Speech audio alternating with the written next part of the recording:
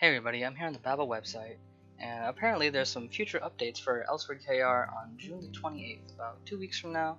So, a lot of these updates have to do with a lot of free-to-play player things, some upgrades to them, and just overall player experience, giving you new features and what have you. So I want to look over all of these, say my opinions on them, tell you guys what I think, so let's just get started. The first thing that got changed is your quick slots by default are 6.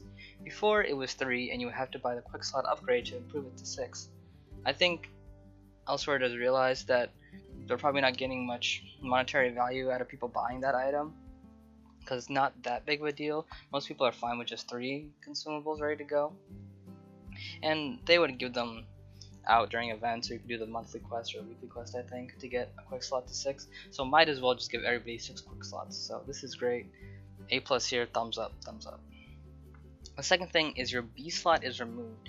You have 8 skill slots by default. So again, the same thing, you would have to buy a cash shop item to get your 4 skills unlocked. So originally you only have 4 skills to use on your tab, and then you buy the upgrade and you get 8.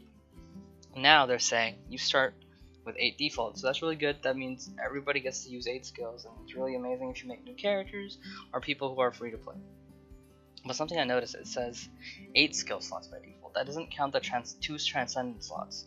So that means you'll still have to buy the 1 transcendent slot.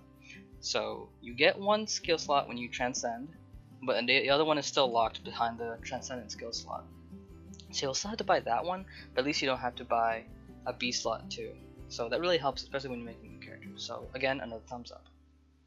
So the skill quest, resonance quest, difficulty decreased. So before, the resonance quest required you to run every secret dungeon and fight every secret dungeon boss 1 time. Now that's not too bad, except when you consider that every secret dungeon is not open every day. Only 2 are open every day. So that means this resonance quest would take you at least about a week to finish, no matter what day you started, unless it's a specific event where all secret dungeons are open. In that case, yes, you could do this in 1 day. But there's no difficulty here, you just have to wait for all the secret dungeons to be unlocked. So there's 7 secret dungeons, so my personal thought is that the quest will just be defeat a secret dungeon boss 7 times. Once you do that, then you'll get your resonance. A lot easier. The fact if you could do it in a day, I think that would just be beautiful, perfect. That's exactly what they need. So another thumbs up for the resonance. The next thing, certain costumes, pet fetch aura, mana elixir, Kobo Express VIP, Kobo Entertainment Studio, and Sod camera, etc. are purchasable with Ed. Again, this is something for the free-to-play players, me, other people who are free-to-play. All these extraneous items that you have to buy with Kaching, you could just now buy with ED. Especially the pet fetch, I think, is going to be the best one, because pet fetch is so useful.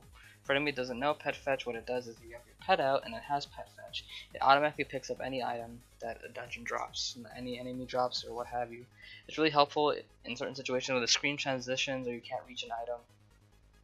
Very nice to have, and the fact that you can get it with ED now, very nice. A plus, thumbs up, as many thumbs up as possible. Anything to help the free-to-play experience, I think is amazing. Next thing, stamina consumption decreased. / Erda doesn't use stamina. This is really good, especially for NA players, because for anybody who doesn't know, Korean games, I think, have a law. Please don't quote me on this, I'm just phrasing here. Korean services have a law where people can't play these MMO games continuously. You need to have some type of stamina system, so people are forced to stop playing. This was a response, I think, to outbreaks where people just kept playing games for so long and they were getting diseases or getting sick because they just would not stop playing. So every game in Korea needs some type of stamina system. This wasn't so bad in NA because we had free stamina weekends. Unfortunately, as the game got closer to Korea, I think we had to line up more with the Korean servers, so we got rid of free unlimited stamina weekends. So now your stamina decreases on the weekend. But this is nice. So your stamina consumption is decreased. We don't know how much it's decreased by, but it's decreased. That means you get to run more dungeons like Fusion 30, which take a lot, like All Tower Defense, which take a lot. So you get to just play more. And the fact that Erda doesn't use stamina is very nice, because Erda isn't always the most fair mode. So being punished by losing your stamina kind of sucks. And the fact that the key thing about Erda is supposed to be you gain experience from doing something with very low stamina. So The fact that it doesn't take stamina still gives you some decent experience. That'll be very nice for Erda. Maybe people will run Erda now. Doubtful, but you never know. Also, big thumbs up to both stamina changes. Amazing. The next thing is story progression is easier / skipping story quests gives 50% of the EXP and the item. So a current feature in Elsword is you can skip story quests if you're a higher enough level, because why would you run those story quests if you're not going to get that much experience for it?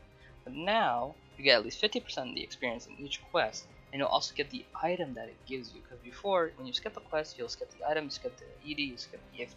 But now you'll be able to still get at least 50% of the EXP, and you'll still get the item, so you won't miss out on any equipment, any accessories, any miscellaneous special items. They'll all be given to you. Again, big thumbs up here. So the next thing is the base character inventory is changed to 8 times 5.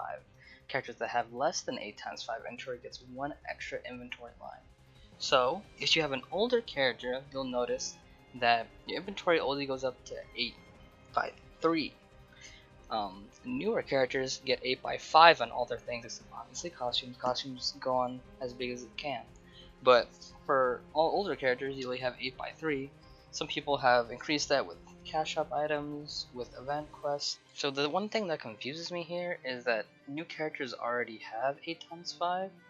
So I'm not sure what's going on here, why they have to say it again. The fact that characters that have less than 8 times 5 get an extra line is nice, because that means, for example, for me, my equipment tab, my item tab will change from 8 by 3 to 8 by 5. So, confusion there, but I don't know, we'll see when it happens. Thumbs up and a little bit confusion on the inventory revamp. The next thing is actually quite a big one. Can store ED in banks up to 5 bill. A lot of people have been asking for an ED type of bank. We don't know yet if we could trade with your own characters through the bank, but everybody has been asking for an ED bank of sorts to be able to store your ED. So this will be a great change, a great update. I'm assuming it's just going to be an extra tab in your Kobo bank already. You just put some ED in there up to 5 bill. And when you think about it, a character itself can hold 10 bill, and then the bank will hold 5 bill. So if you can't exchange it between other characters on your account, just that single person will be able to hold 15 bill of ED. I don't know why you would be holding up to 15 bill of ED, but you can hold up to 15 bill of ED. So that'll be an interesting change. I wonder if it'll change the market at all. You know, we'll see. But again, thumbs up here, another great thing, and I'm very curious to know if the ED bank means you can trade between your characters, because having to mail your character's ED or having to have a second person trade between you and then to your other character, very annoying. But if this is a way to be able to exchange with your own characters on your own account, really good stuff, and just in general, being able to store your ED is very nice. So big ups here, big ups here. Another big thing, the board trade amount increased the maximum to 5 bill. So right now, the maximum is only at 3 bills. They're increasing that by 2 bill more. So that means the market may change, but it also means rarer items can now go up on the board. Just like when they increased it to 3 bill, and they're going to increase it to 5 bill, more rare things will be popping up and people selling them for 5 bill. So again, nice, thumbs up. There's no reason to not thumbs that up. Alright, here we have the dungeon play revamp. So you can enter secret, heroic, or no dungeons without a ticket once per day. Secret dungeons get their own tab, heroic gear minimum is 10. So this is very nice. So with these 3 dungeons, you have to use tickets to be able to enter them in general. Secret and heroic are pretty easy to get, but Areno dungeons are a bit more tricky. They have a really tough drop rate, if I'm being honest. And if you do get one to drop, you know, you need 1 to enter city and 3 to enter L Tower defense. So you need 3, and they're pretty pricey. They go for about 4 to 5 to sometimes even 7 million. I was going to say billion, million. So a run of L Tower, for example, if it was 5 bill for a ticket, again I said bill, 5 mil for a ticket, it would be 15 mil to just enter a dungeon once, and you might even get anything, you know. So I understand why people wouldn't run these dungeons a lot. So being able to run an El Reno dungeon without using tickets will be so nice. I'm not sure, because it says without a ticket once per day. I'm not sure if that means 1 ticket will be excluded, or you can run 1 individual dungeon once per day without tickets. Because, for example, if it was a case that you could only, it only accounts for 1 ticket, then you could only run city, or you still had to run L Tower defense, but with 2 tickets.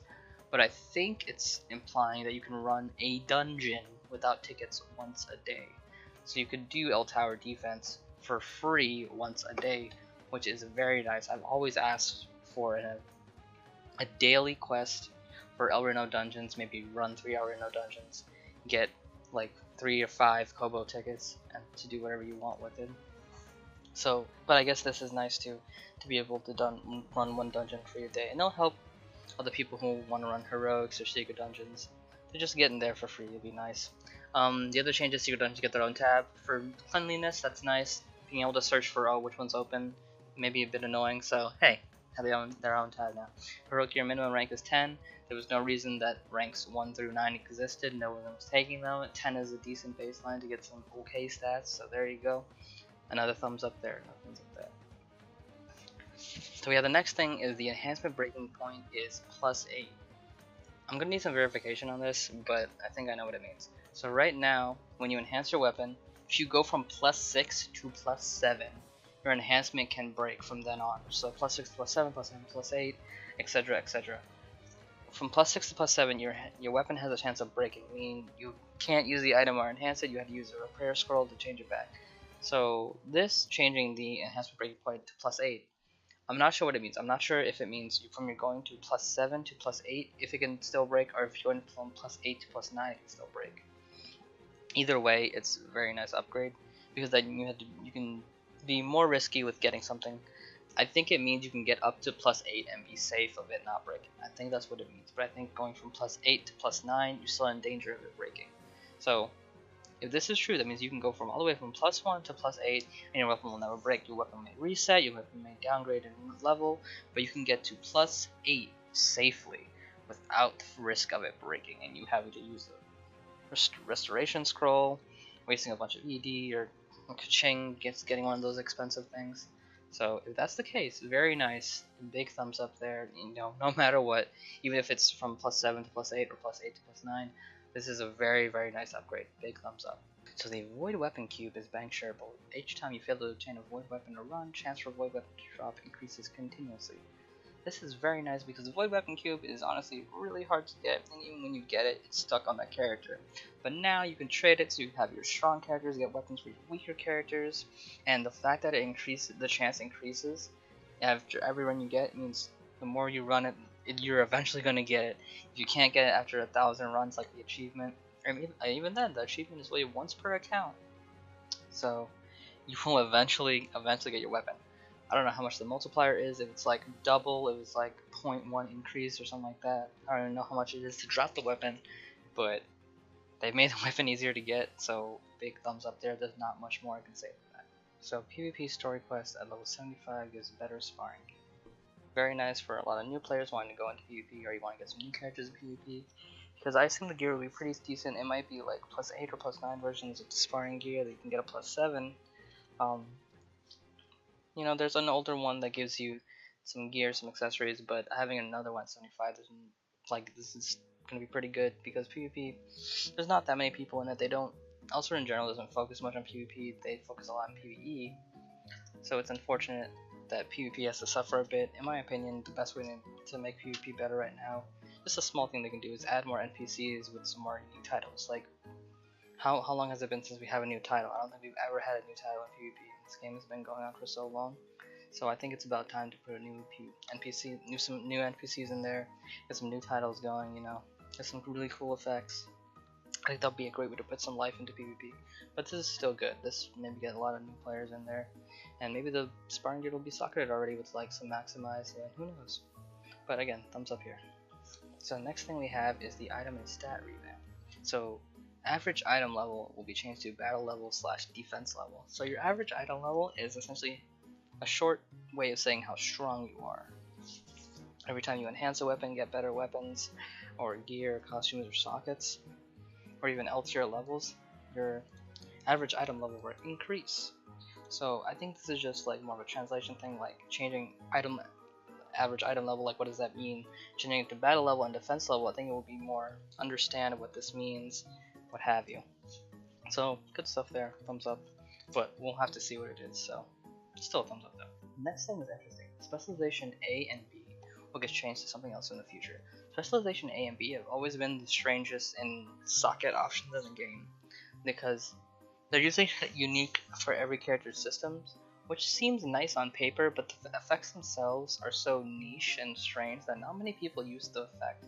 I personally use the effect for the B effect of Raven, have not a chance of core proccing, so that means when core shield happens, for example, it will not consume the core. When core attacks, it will not consume the core, and core will come back to you. It's kind of nice to have in my opinion, but they're still very niche. So them getting rid of it and having something else in the future, I'm intrigued and excited to see what we'll get, because I personally don't like specialization A and B, even though I use B. Like, I'll agree that it's nice, but it's still niche. And the fact that they're changing it, I have no problems about that, so big thumbs up there. But I'm still interested and maybe excited to see what they change it to, because who knows what they change it to. It could be crazy, it could be not crazy, but I'm interested to see. And before they bring back accuracy and evasion, please don't bring back accuracy and evasion. But yeah, thumbs up, but I'm still interested to see what they do. So this is something I have a point of contention with. Changes to stacking gloves. Effect change to all skill damage plus. Already existing item effects won't change. Example, +6 to +10% stacking effects 5 stacks will be changed to all skill damage 21 to 35%. So what that means essentially, so on your gloves for Ellery Node or Heroic, you have something called the stacking effect. The stacking effect means every time you use a skill, you'll get a buff that increases the damage you do with the next skill, stacking up to 5 times, and they each have different percentages per. So for this example, say you have +10 stacking. So every time you use a strength skill, for example, a 200 MP, your next 200 MP will have 10% more damage. And keep going and going and going until you get 5 stacks or 50%. So your strength skills will now be doing 50% more damage. So instead of doing that in this example, they changed it to 35% damage to all your skills. So what does this mean? This means that instead of having the stacking effect, all your skills will just have a flat 35% damage increase. Personally, I don't know how I feel about it. Personally, I don't like it because I liked the way that stacking worked. It was kind of a gameplay shift. Everybody had to there was this kind of rush or adrenaline to keep up your stacks. You know, sometimes people would use pots mid dungeon when they didn't need to, or just use a skill while they're waiting. But at the same time, I can see how that can be very annoying and people don't like to play that way. But it made you feel very powerful when you were keeping up the stacks, you had so much damage. But now it's just alright, you just have flat damage, you can do whatever you want. I understand that it's a more flexible, and overall probably your potential damage is increased, except for classes that only have one category of really strong skills, like November. He really only has 200 MPs, a couple 300 MPs that are really strong, but mostly his 200 MPs are amazingly powerful. So I'm not sure which will be stronger for me, but a nice thing is, if you already have stacking gloves and you like the stacking effect, those effects will never change. It's just the fact you can't get them anymore, because they'll be replaced with this new effect. It's just that your older effect of stacking will still be what it is. And interestingly enough, this might put more value to stacking gloves because of the fact that you can't get them anymore. And maybe those are the classes that highly value stacking more than just flat damage increase. But honestly, I think the equations lean more in the favor of just flat damage increases. So we'll see. We'll see when it all pans out. It's fine that they're changing it. I personally like stacking, but again, it's fine. So I still have to give a thumbs up for just the entire player base. But for me personally, it's kind of a thumbs down. But I completely understand that this is an amazing thing. So yeah, that's the list, guys. I was going through everything, and as you guys have noticed, I gave a thumbs up to pretty much everything. Maybe something lower for stacking, but I listed my reasons for that. And I was kind of shaky on a couple of them because I'm not sure how they're going to be implemented or the other features of it. But overall, these are all amazing updates. I can't wait to see what happens when KR gets it on the 28th, and I can't wait to happen when NA gets it, probably 2 to 3 weeks, maybe a month from when KR gets it. So maybe somewhere mid to late July for the NA servers. But all this stuff is great, fantastic. Well, these are all the changes. Tell me what you guys think about the changes down below in the comments. I'm sorry that I'm talking a lot more down. My throat's kind of killing me, but I still want to make this video. So there you go, guys. Tell me what you think. If you have any suggestions of yourselves, I know you guys are really creative and thought-provoking, so post any thoughts you have about yourselves, some changes that you would make to this game, some changes like these, changes that change the dynamic of the game itself and all the functions of the game. But yeah, until then, I will see you guys